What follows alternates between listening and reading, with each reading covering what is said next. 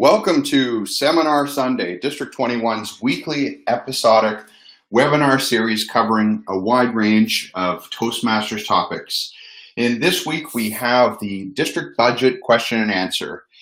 This is 2 weeks prior to the district council meeting where the district budget will be adopted and submitted to Toastmasters International prior to the September 30th deadline. We're very lucky this evening to be joined by two esteemed colleagues of mine, I suppose we can call them, who are somewhat the founders of our district budget for this year. We have Mark Harrell, Advanced Communicator Gold, Advanced Leader Bronze, who is the District Finance Manager, and we have Distinguished Toastmaster Sean Gold, District Director. And the two of them are going to lead us through the budget this evening, and we'll have lots of time for questions and answers. And that way, any questions that you have about the district budget process or this individual budget can be addressed as well. With that, I'd like to pass it over to Mark and Sean. Thank you, Michael. Really appreciate the intro and welcome everyone to this Q&A session.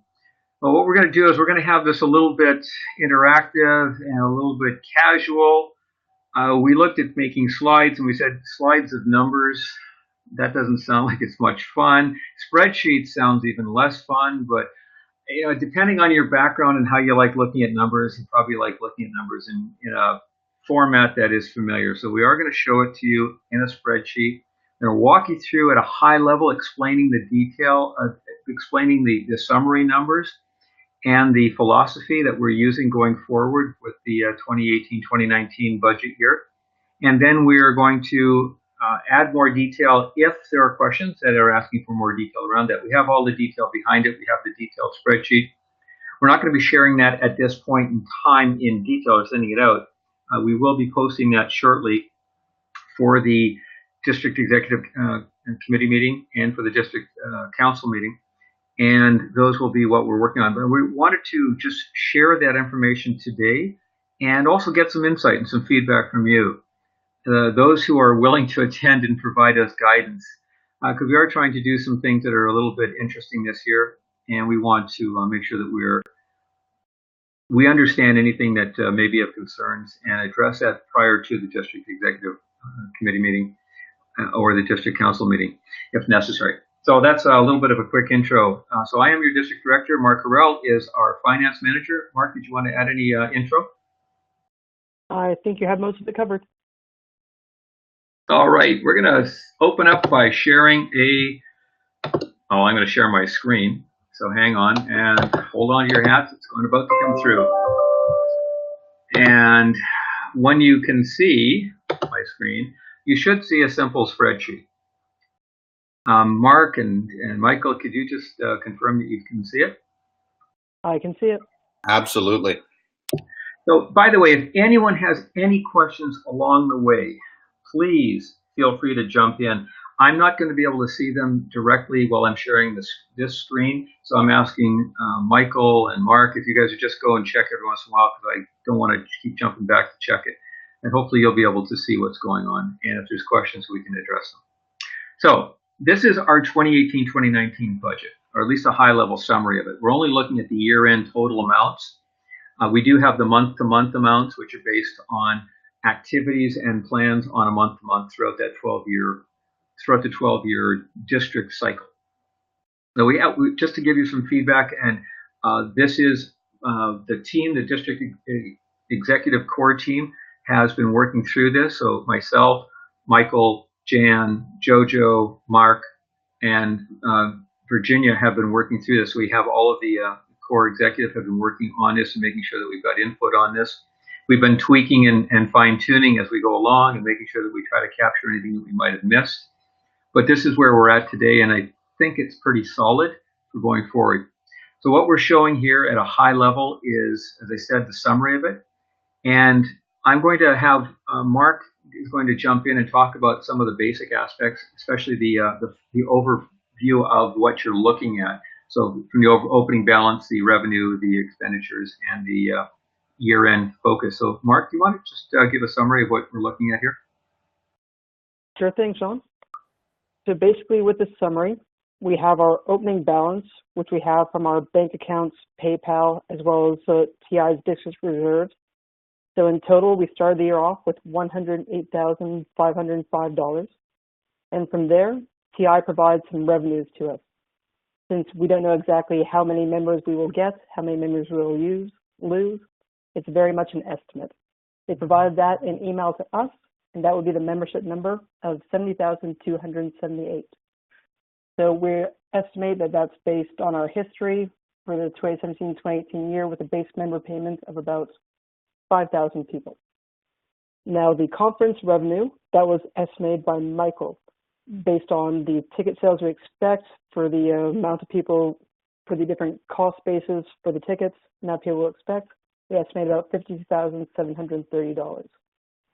For fundraising, that has to do with ticket sales for some events we're going to be doing throughout the year. Fundraising just seemed like the best place to put those amounts. Then speech contest is just from a la carte for contests.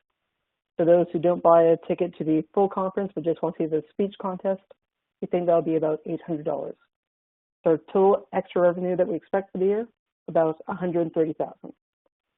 Now looking at expenses, we want the conference to be as revenue neutral as possible. So based on all the expenses we can forecast and expect, we think it'll be about $52,700, which is almost exactly the revenue we expect from the conference too. So it'll be a very, very small profit expected. In marketing, we have all sorts of different incentives and costs that we put into our budget. Marketing is quite the long spreadsheet, but we have about $5,000 allocated for new club incentives, $9,000 for membership building, and we have about a $5,000 discretionary with or without District 96, which I think Sean will discuss a little bit later. We also have communication, public relation costs, which will have to do with area postcards. We got to try that again. Toastmasters month proclamation printing, social media, and mail expenses. For education training, we have about $21,000. That involves club officer training, district officer training, some distinguished club incentives, and member recognition. Speech contest, that's for printing and trophies. Admin would be smaller things like any meeting, telecommunications, district awards, business cards, badges, and travel would involve the international convention, which our trio, Michael, Sean, and Jan attend, for mid-year training as well, the annual conference, ed sessions, and travel for area directors, division directors, or other executive team members. So taking all the expenses together, we expect it to be about $137,500. So overall, that would be about a $10,500 loss when looking at the revenue compared to expenses. But if you take into account our total available funds from the beginning of the year, we'd have a closing balance of $98,000. TI, since they want money left over for next year's team, has said that we must maintain an amount of at least $17,570 in the bank account. That has to be left for next year's core team. So with that in account and our closing balance, we have an excess amount of money of $80,500 roughly. Excellent. Thank you, Mark. Appreciate that. Okay, I'm not able to see if there's questions coming up or if any comments initially, and I would like to allow just a little bit of time for the overview before we go in any deeper. So any questions or comments that anyone has? I'm going to actually try to flip back and see what's going on there. I don't see anything coming up yet. Okay, so let's go into a little... Oh, David.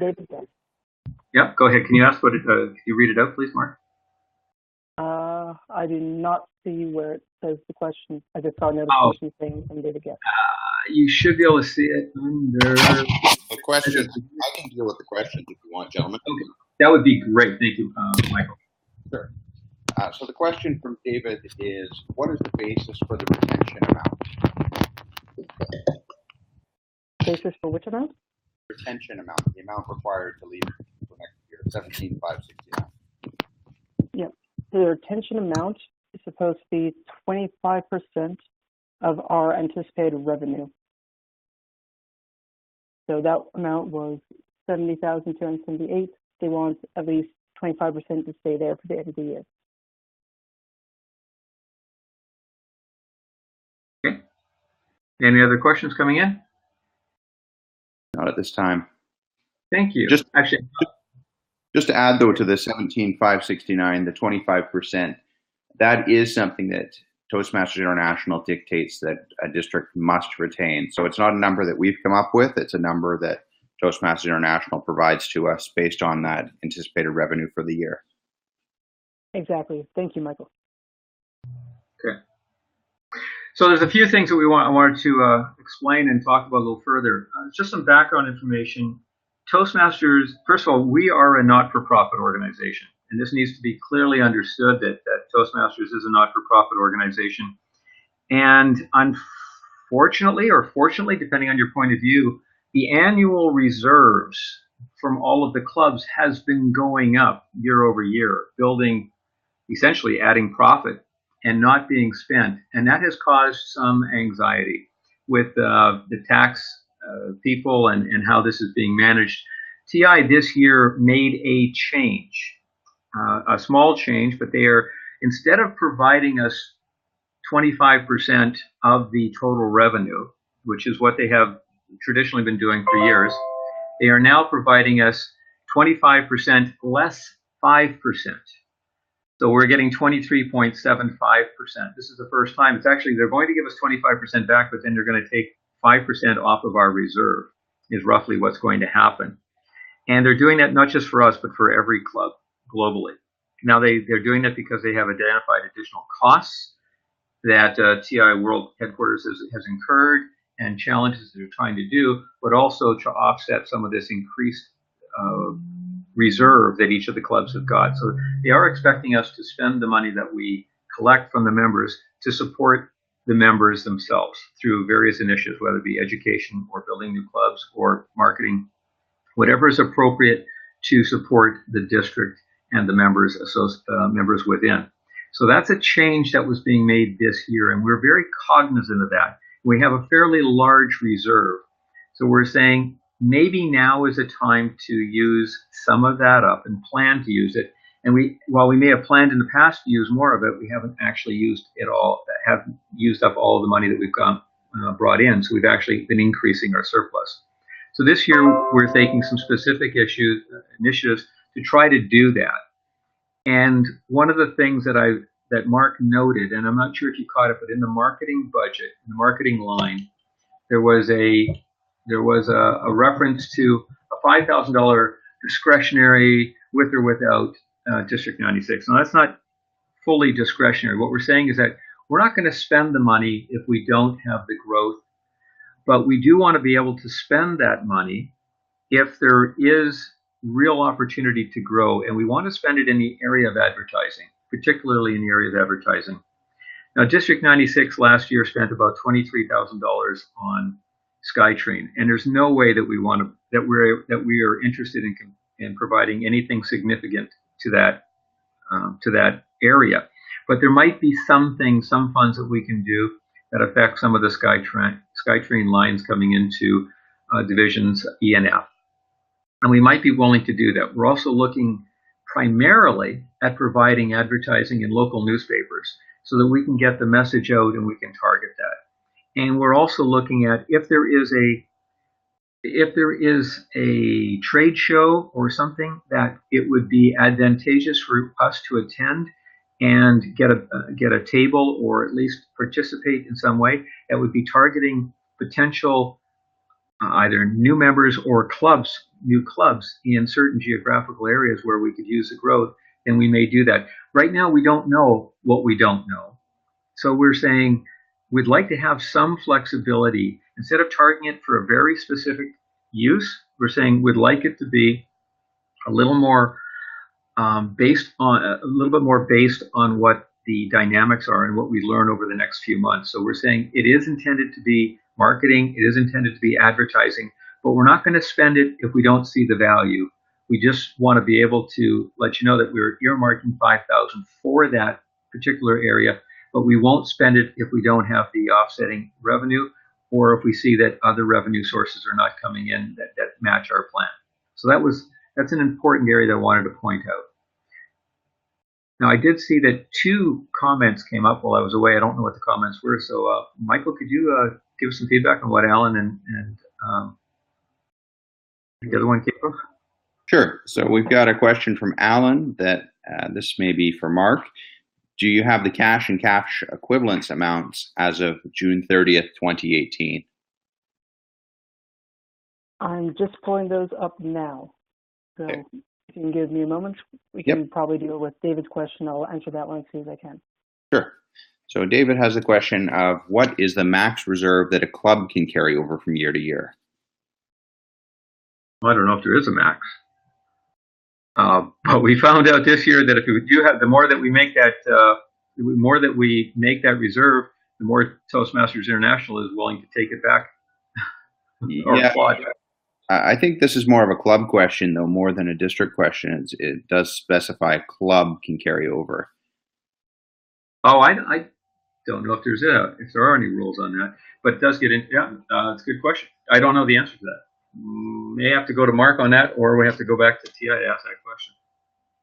In terms of a max reserve to carry over, I don't think there is a amount set, because every district has different amounts of members and different things going on. So we may have to ask TI if there is an amount, but I don't think there has been one set.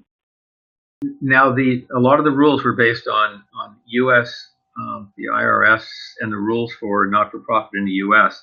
So that's where a lot of the guidance has come in the past. We don't have to go through that audit, that same process at the club level in Canada. We do at the district level, but not at the club level. So that's it's quite possible that the rules are different or don't quite apply. Yeah, I don't know that there is an official rule per se on a club, but I think we're all club members. Keeping in mind that the idea of the dues that we pay to a club is to benefit the members of the club, and if a club is just stacking up money, then it's certainly worthy of questioning what the intention is. I mean, if you got a couple $100, that's probably a good thing because you can buy some supplies. You know, if you ever need to replace, something big like a banner or lectern or timing lights, then you have the money to do that. But if you've got, 1,000 plus, then it may be time to look at perhaps offering some sort of, using the money for something that's going to benefit the club. Exactly. I haven't seen any more questions come up, so I'm just going to go. Mark, do you have an answer yet on the cash and cash equivalents? Yeah, so in terms of the cash and cash equivalents amount, I believe that would be the total that I had posted in our summary spreadsheet. So 62,973. That's cash from all of our different bank accounts. That's what I thought it was too. That's why I was going, okay. Hopefully it's correct. Okay, without any questions, let me just go into some additional comments I wanted to make. This year, we really want to be successful, and I know that every year everyone wants to be successful. But this year we've had some discussions about where we set the bar and what is our checkbox, as it were, for the year. And we all in the district core executive leadership want to be at the very least distinguished as a distinguished district for 2018-2019. So we have some specific member payment goals or commitments in order to achieve that. So currently our base is 5,332 members, and to be distinguished would need to be 5,492. To be select distinguished would have to be 5,600, and to be president's distinguished would have to be 5,760. We know that we have to aim higher than being distinguished. So we're aiming higher. If we only make distinguished, that'll be okay. And so we're not. Yes, it is member payments, not members. Correct. I think I have it down in member payments. So I'm sorry if I didn't clarify. So we know that we have to aim higher in order to manage through the bumps that are going to happen throughout the year, where a club unexpectedly has problems and may disappear, or members don't renew. So we recognize that is a possibility, and so we need to make sure that we're targeting at a higher level, because we need to make sure that we settle at least at distinguished. We could possibly achieve President's Distinguished, and that would be great in many ways, but also it would be challenging for us, and it would potentially put an undue burden on the future. So we're saying we need to target to grow what makes sense for the district in the year, and we're going to target to be at the very least distinguished, but we need to figure out a point out there. So we're going to go, we're using a phrase that, that I tend to like, and it's going beyond the checkbox. The checkbox is to become distinguished by June 30th. But if we don't aim a little bit higher than that, it's quite possible that we could miss that checkbox just by the fact that something comes up. So we're aiming beyond the checkbox. We're going beyond that checkbox of being distinguished, and we'll gladly settle for being a distinguished district in 2018, 2019 at the end of that year. So that's what our target is, which means that we have a certain number of members we have to achieve, and that membership growth will help us in many ways. And we're targeting that growth could be or should be in areas where the district is the weakest.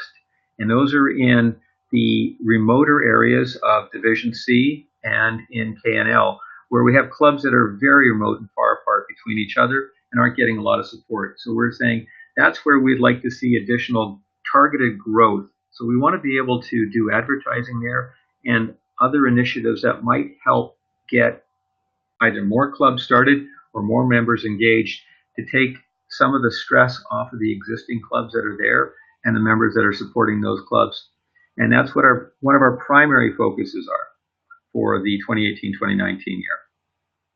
So that's what you'll see, a lot of emphasis on that, and that's why we want to make sure that we're able to take advantage of local newspapers and to run some programs wherever possible, where we can do it in those remote areas, and go out there and spend some time visiting with those clubs and the members out there. So that's one of the initiatives that we're doing in 2018-2019. The other major initiative in 2018-2019 is towards leadership. And we see leadership as being developing grassroots leadership to come in and take over from us and from those who are at the area level and the division level and throughout, even at the club level. We need more people willing to step up into those leadership roles. We had a struggle this year to get people to sign up, even to be an area director, especially in those divisions that are remote and having a hard time. And that's where we really need to develop those leaders and find ways to do that. So that's why we want to spend more time and more effort on building those clubs and putting the focus on leadership development in those areas. We're going to do it across the district, but there's going to be some extra focus on those districts that are more, those divisions that are more remote, and those clubs that are in a great deal of need. So that's what some of our major focus is for the 2018-2019 year. And that's also why we say we did the byline, which is imagine the possibilities. And we want all of our members to imagine what they could achieve, what they can do, and if they step up into roles, what they can learn and gain from this program, from this education program that we call Toastmasters, by being active and growing as individuals. So we want to make sure that they're taking advantage of that. So that's our focus for this year. I'm not seeing any comments or questions, so I'm going to give you guys a moment to throw out any questions or clarifications if you'd like. And if you don't say anything or send anything, I'm going to go into a little bit more detail on some of this. All right. So as you know, we only have one conference this year. We have one annual conference that's going to be in April.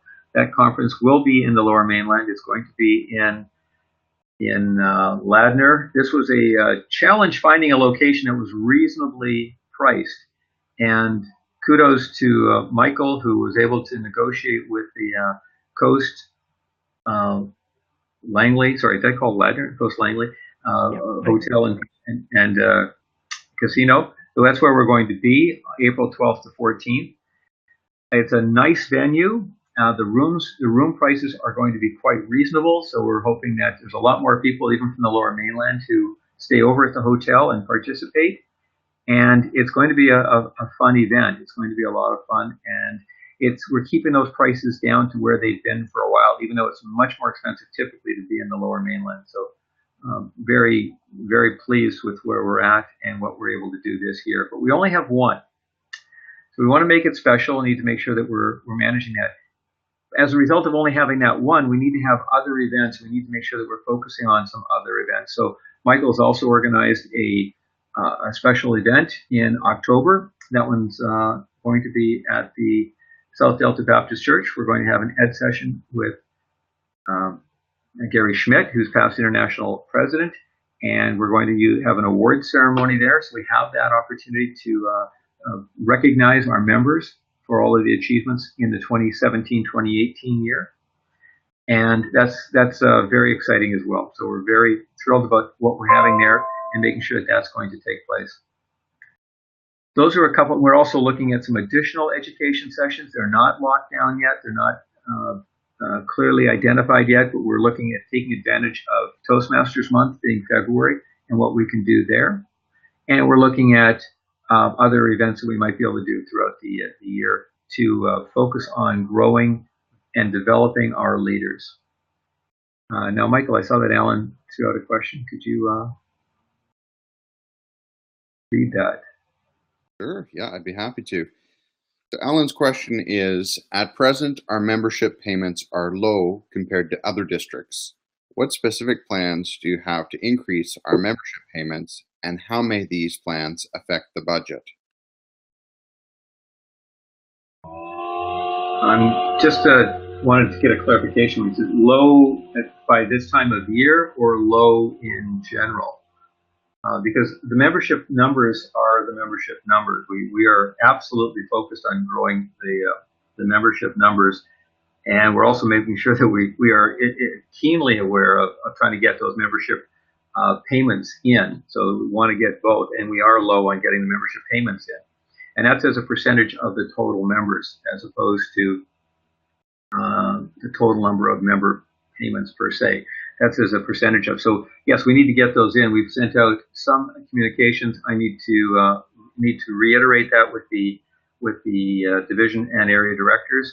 We have a small contest that Jan Ireland, the club growth director, has put together to help entice the clubs to get their membership dues in to TI, and there will be some additional communications going out. So the deadline is October 1st or September 30th to get those in, and we have some contests that the first contest is to have them in by September 15th, and so that's a week away, and we expect to promote that further. We sent out some initial promotions on that, and we have some additional communications to make sure that that gets out. I'm not sure if I answered your question, Alan. If I didn't, if you could clarify, I hope to address it. Yeah, perhaps, Alan, if you could put in the chat there, even if you are referencing the current membership payments, or you just mean in general, District 21 compared to other districts.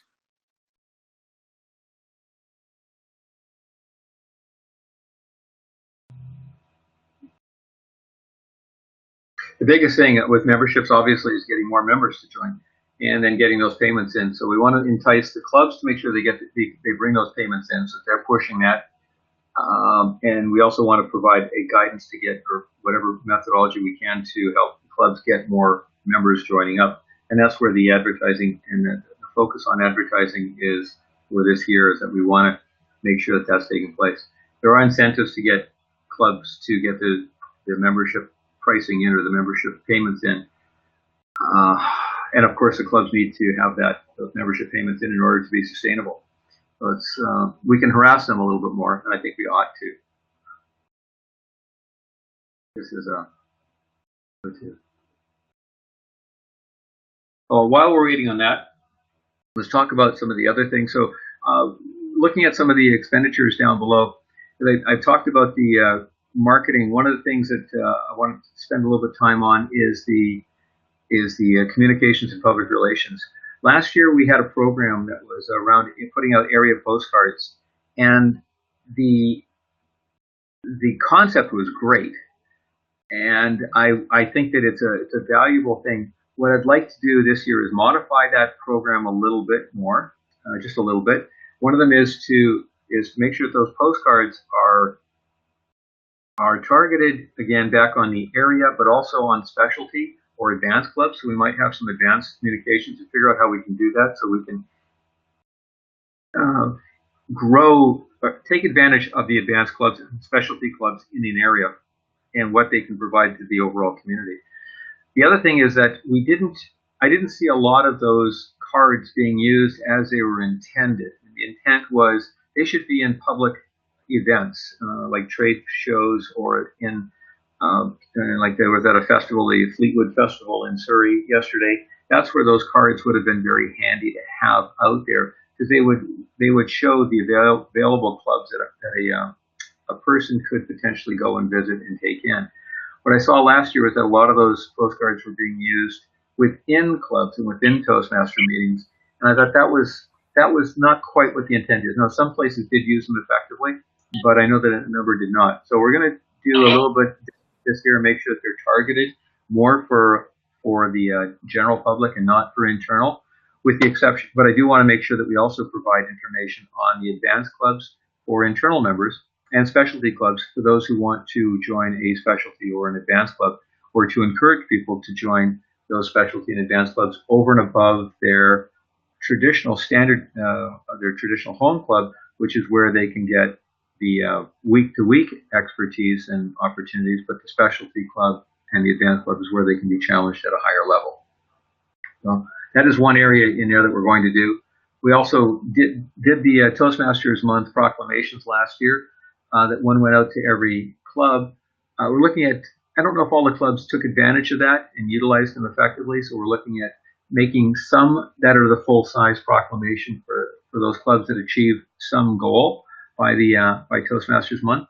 And for those that don't, we'll provide a smaller, less expensive version for those, and that will reduce our cost significantly on that.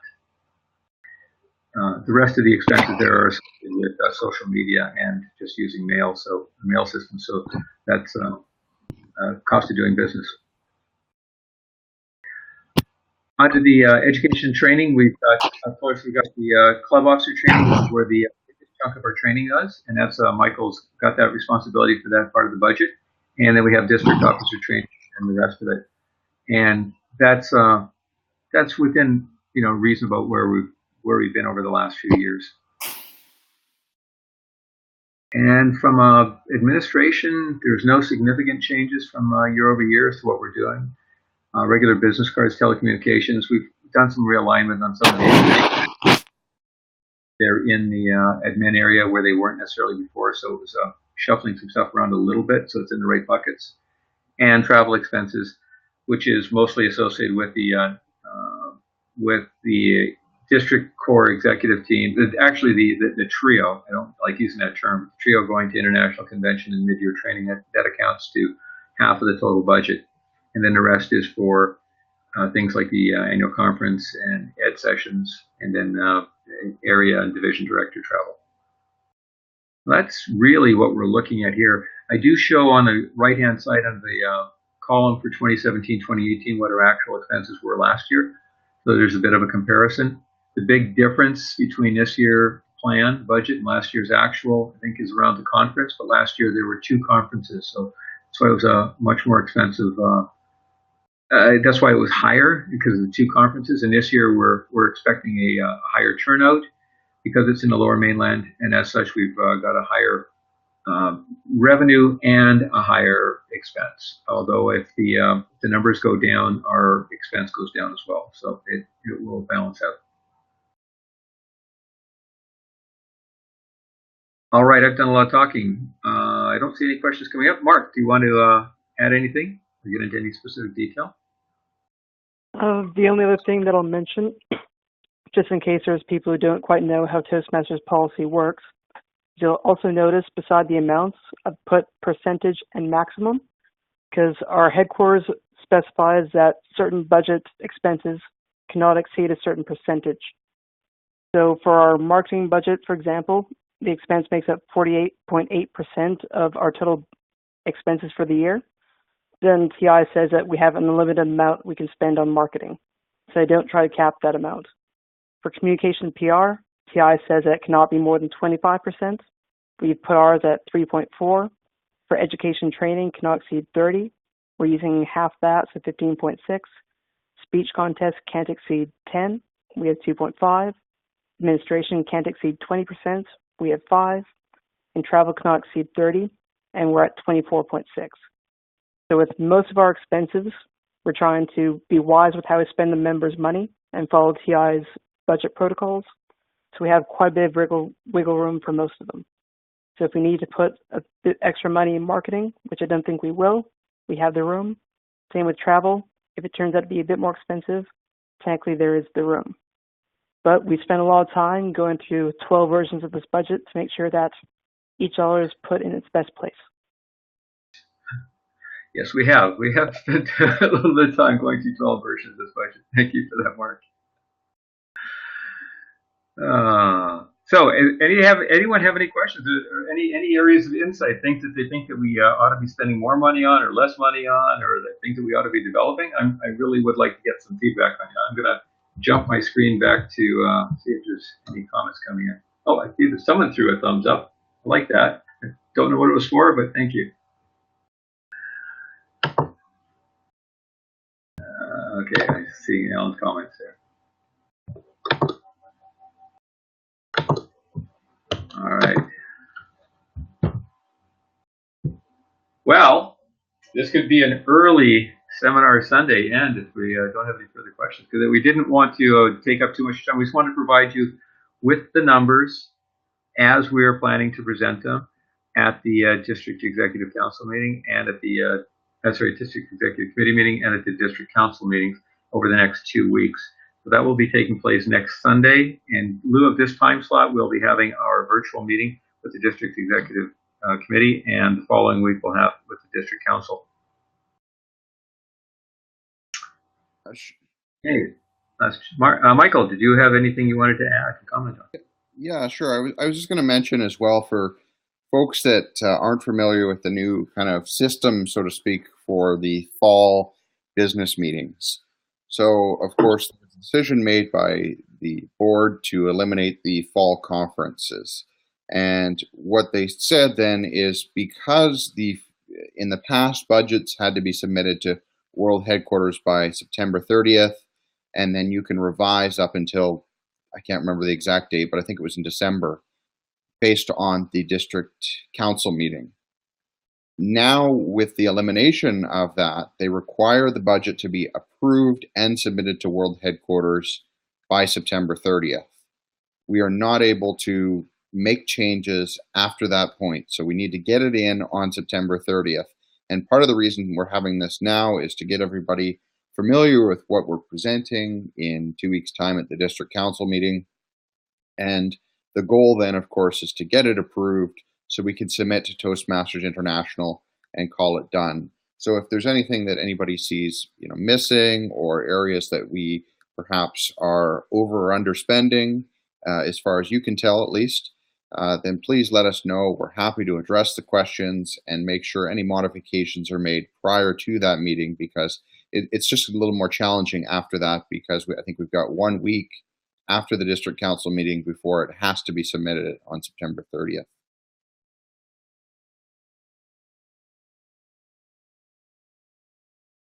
Thank you for that clarification, Mike.